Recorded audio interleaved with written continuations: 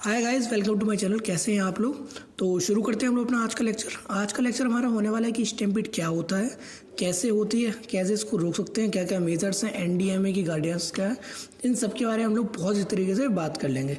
तो सबसे पहले अगर मैं पूछूं कि स्टैम्पीड होती क्या है, तो देखिए दोस्तों, जब भी एक जगह पे बहुत ज़्यादा लोग हो जाते हैं और वहाँ पर कोई ऐसे ही डेंजर सिचुएशन या फिर पैनिक वाली सिचुएशन हो जाती है, तो लोग क्या करते हैं, खुद को बचाने के लिए एक दूसरे को धक्का मुक्की करने लगते हैं।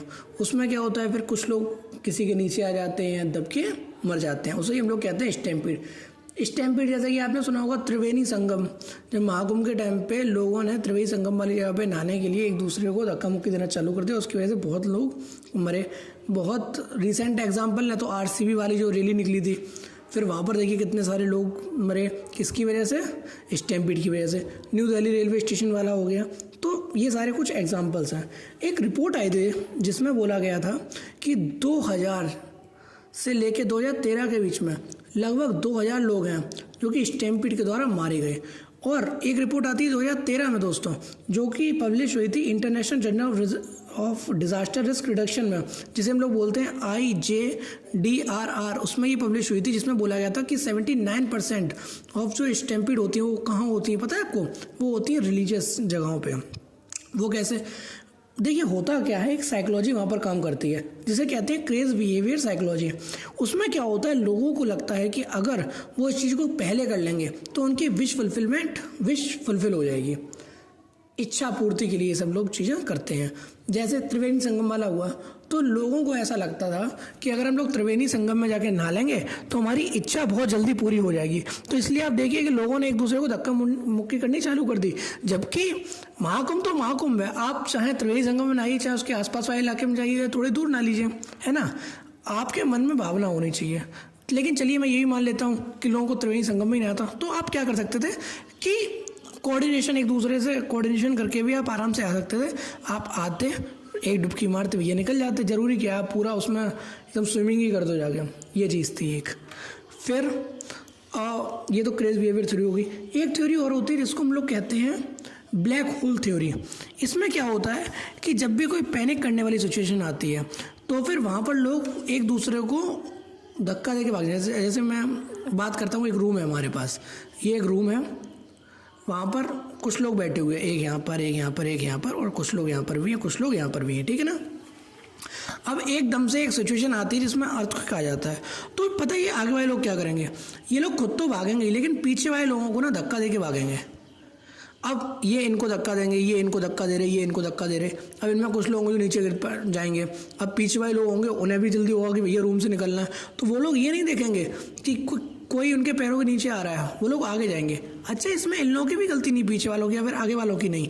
ये जब भी एक ऐसा कुछ होता है ना, तो वहाँ पर क्या होता है, चैओटिक बिहेवियर जैसी चीज़ें आ जाती हैं कि लोग समझ ही नहीं पाते वो कर क्या रहे हैं, उन्हें सिर्फ अपनी जान बचाने होती है, ठीक है ना। ये चीज़ हो गई। अच्छा, अगर देखा जाए ना तो स्टैम्पीड भी दो तरीके की होती है। वो दो तरीके कौन से होते हैं, एक होती है यूनिडायरेक्शनल, ये होगी स्टैम्पीड, यहाँ लिख लेते हैं, यहाँ पर आ गया यूनिडायरेक्शनल, और एक होती है टर्बुलेंस वाली। अब मैं बताता हूँ इसमें डिफरेंस क्या है। यूनिडायरेक्शनल क्या होता है, जब लोग एक ही डायरेक्शन में भाग रहे होते हैं। अब इसमें क्या होता है कि मान लीजिए एक दरवाज़ा है, एक रूम है, वहाँ पर सिर्फ एक ही दरवाज़ा है, तो आप खुद देखिए कि जो पीछे वाले लोग होंगे वो भी भागना चाहेंगे जल्दी से जल्दी, जो आगे वाले हैं वो भी भागने की कोशिश कर रहे हैं, जो यहाँ पर है वो भी भाग रहे हैं, और जो इनसे पीछे होंगे वो भी भाग रहे होंगे। इससे क्या होता है कि लोग क्या करते हैं, एक दूसरे को धक्का देना चालू कर देते हैं। जैसा कि हमने अर्थक्वेक वाले में भी देखा था, वहाँ पर एक ही गेट था, तो इस वजह से जो स्टैम्पीड वहाँ पर हुई उसे यूनिडायरेक्शनल हम लोग बोल देंगे। ऐसे ही स्टैम्पीड होती है टर्बुलेंट वाली भी। उसमें क्या होता है, लोग अलग अलग डायरेक्शन में आते हैं और एक दूसरे से भिड़ने लगते हैं आके। जैसे कि मान लीजिए कि एक कॉरिडोर है, ठीक है ना, एक यहाँ से भी कुछ लोग निकल सकते हैं, जैसे ये एक कॉरिडोर है, कुछ लोग यहाँ से जा रहे हैं, कुछ लोग यहाँ से भी जा रहे हैं, फिर कुछ लोगों को इधर से भी निकलना होगा, इधर से भी निकलना होगा। अब आप देखिए ये जो हिस्सा होगा ना, यहाँ पर कितने सारे लोग इधर उधर से आके मिल रहे होंगे, ये चीज़ हो जाती है। तो फिर यहाँ पर आप देखिए कि एक तरीके से लोग एक दूसरे में भिड़ेंगे आके, और इस चक्कर में बहुत सारे लोग इनके पैरों के नीचे आके दब के मर जाएंगे। तो एक तो ये चीज़ हो गई। तो अभी तक हमने क्या देखा, स्टैम्पीड क्या होती है, उसका स्टेटस क्या है, कहाँ पर सबसे ज़्यादा हो रही है, टाइप्स क्या होते हैं, उसके पीछे साइकोलॉजी क्या है। अब आपके मन में एक चीज़ आ रही होगी कि लोगों को फिर सरकार रोक क्यों नहीं देती है इस तरीके से असेंबल होने के लिए? तो देखिए दोस्तों, हमारा जो आर्टिकल नंबर 19 है ना, वहाँ पर सीधे सीधे बोल रखा है कि लोगों के पास राइट टू असेंबल पीसफुली का अधिकार है। मतलब आप असेंबल हो सकते हैं, लेकिन कैसे? पीसफुली। बट आप खुद देखिए, फिर भगदड़ मस्ती है तो फिर क्या ही पीस रहता है वहाँ पर तो सिर्फ लाशें ही उठती हैं। ये चीज़ हो गया। इसके अलावा फिर लोगों के पास राइट टू लाइफ है, तो फिर भैया गवर्नमेंट की मजबूरी है उन्हें बचाना भी है ना। राइट टू लिबर्टी भी है कि भैया आपको जो करना है वो भी कर सकते हो। तो ये सारी चीज़ें होती हैं।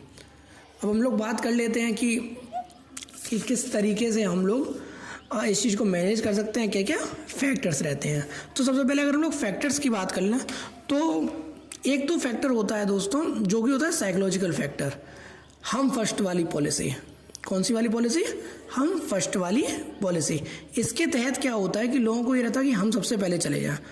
जैसे आपको याद होगा, न्यू दिल्ली रेलवे स्टेशन पे जब एक ट्रेन आती है जो कि महाकुंभ की तरफ जा रही होती है, तो उसमें लोगों ने चढ़ने की कोशिश करी। अब लोगों ने क्या किया, जैसे ये ट्रेन है तो इस पर लोग चढ़ने की कोशिश कर रहे हैं।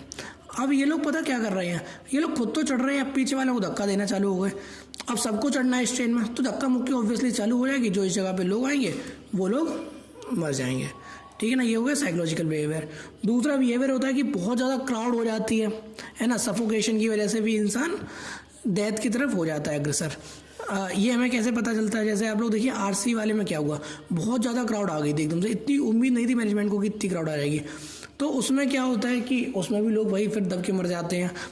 एक हाई क्राउड डेंसिटी क्या होती है मैं आपको बताऊँ। जैसे ये एक हिस्सा है जो कि है एक स्क्वायर मीटर का, जिसमें आ सकते हैं लगभग 4 पर्सन।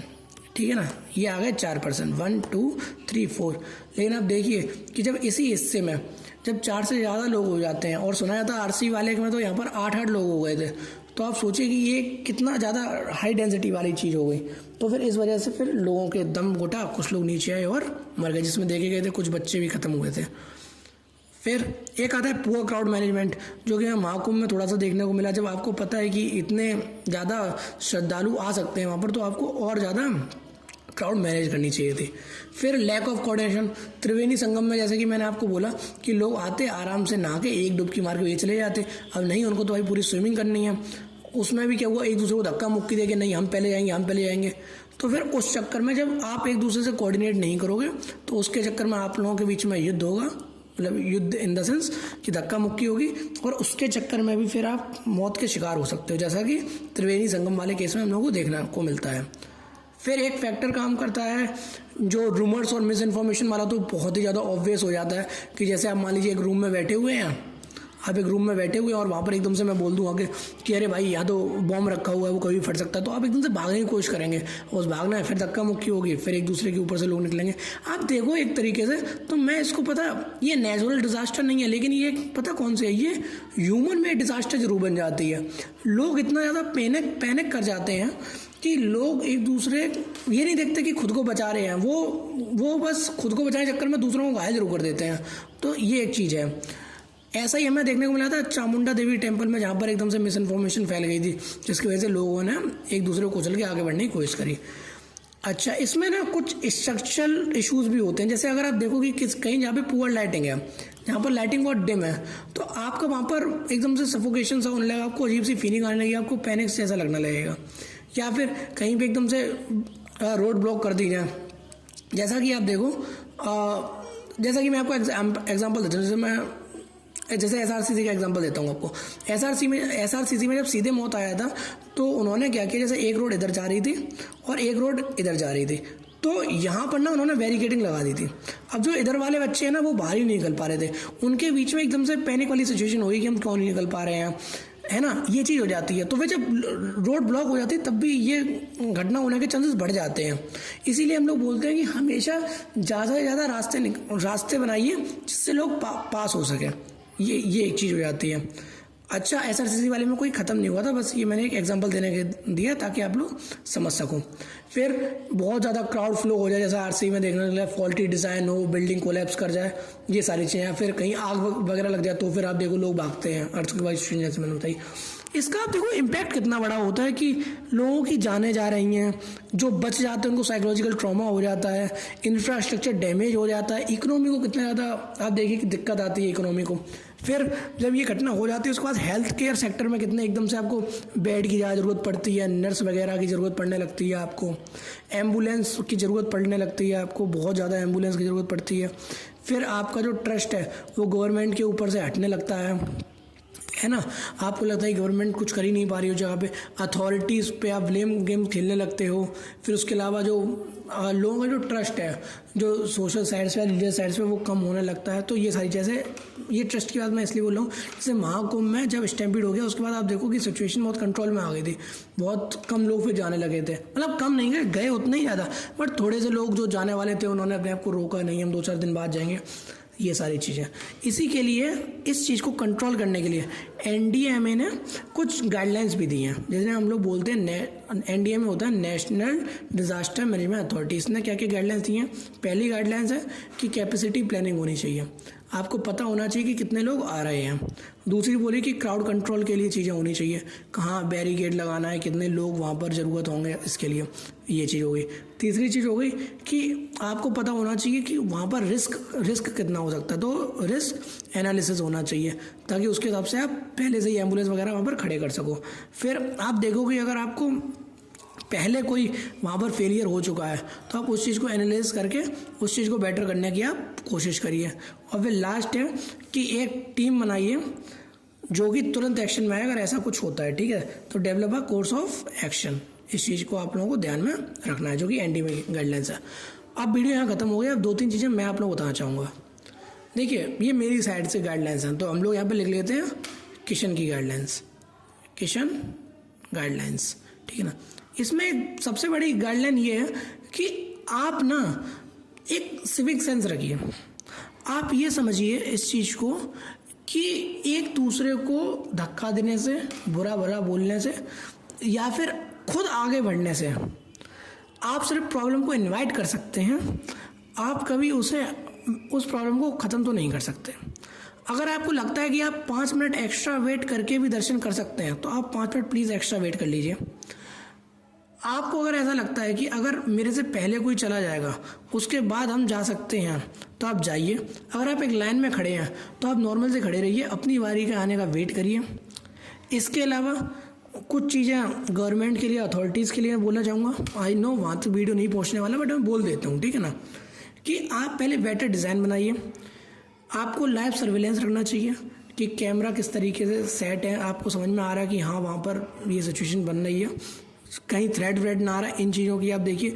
कोऑर्डिनेशन बनाइए, रेगुलेट करिए क्राउड साइज को, इमरजेंसी एंड मेडिकल फैसिलिटीज़ हमेशा तैयार रखिए, पब्लिक में अवेयरनेस फैलाइए और लोगों को थोड़ी सी इस चीज़ के ऊपर ट्रेनिंग भी दीजिए, ठीक है। बस ये इतना मेरी साइड से था।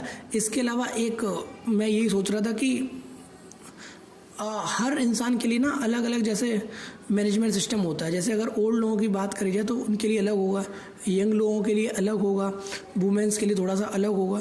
तो इन सब चीज़ों के ऊपर ही बात करें। जैसे ओल्ड लोगों की मैं बात कर रहा हूँ, जैसे ओल्ड लोग सत्संग में ज़्यादा जाएंगे अगर देखा जाए तो सत्संग में आप क्या कर सकते हैं कि आप उनके बीच में थोड़ा सा गैप बना के उन्हें बैठा लिए, ज़्यादा आप एग्ज़िट बनाइए उस जगह पे, थोड़े से ज़्यादा एग्ज़िट बना दिए ताकि लोगों को अगर वो भाग भी सकें तो एग्ज़िट ज़्यादा हो, तो ताकि एक दूसरे टकराए ना। फिर जब यंग की बात आती है तो देखो तो कॉन्सर्ट में यंग लोग थोड़े से ज़्यादा होंगे। ये मैं एक एक एग्जांपल देके आपको बता रहा हूँ। जैसे कॉन्सर्ट में यंग लोग ज़्यादा होंगे, जैसे ये स्टेज वाला इलाका हो गया, और फिर यहाँ पर बैरिकेड्स होते हैं, फिर यहाँ पर जैसे बहुत सारे लोग खड़े होते हैं, तो जहाँ पर बहुत सारे लोग हैं वहाँ से थोड़ी सी रास्ता आप लोग निकाल दीजिए। वहाँ पर क्राउड मैनेजमेंट टीम लगाइए, कैमरा इस तरीके लगे कि उन पे हमेशा सर्विलेंस रहे कि अगर ऐसी कोई दिक्कत आ रही है तो वो तुरंत के तुरंत लोग मैनेज हो सकें। कुछ ऐसा करिए कि अगर कोई डिज़ास्टर आ रही है तो फिर वो स्टेज वाली साइड पर जा सकें, वहाँ जाके बच सकें। पानी वगैरह, लाइटिंग, इन सब का भी सही इंतजाम करिए। फिर यहाँ पर वुमेंस के लिए भी थोड़ा सा आ जाता है, शायद वुमेंस को थोड़ी सी प्रॉब्लम होने, भागने में दिक्कत आ रही हो ये वो, तो उनके लिए एक टीम लगाइए, है ना।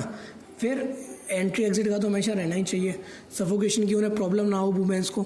इन सब चीज़ों की आप लोग व्यवस्था कर सकते हैं, तो इससे और ज़्यादा चीज़ें अच्छी हो जाएंगी। तो दैट्स फ्रॉम माई साइड। फिर आप बताइएगा आपको वीडियो कैसा लगा। आई होप आपको समझ में आया होगा। इस वीडियो में हमने जिन जिन चीज़ों की बात करी मैं एक बार रिपीट कर देता हूँ। हमने बात करी है स्टैम्पीड क्या होता है, स्टेटस क्या है, साइकोलॉजिकल थ्योरी के बारे में हम लोगों ने पढ़ लिया, कौन कौन से आर्टिकल्स हैं उसके बारे में, फैक्टर्स पढ़ लिए, स्ट्रक्चरल इश्यूज़ पढ़ लिए, इम्पैक्ट पढ़ लिए और एनडीएमए की गाइडलाइंस भी पढ़ ली, और मैंने अपने तरफ से भी आपको बहुत सारी चीज़ें बता दी।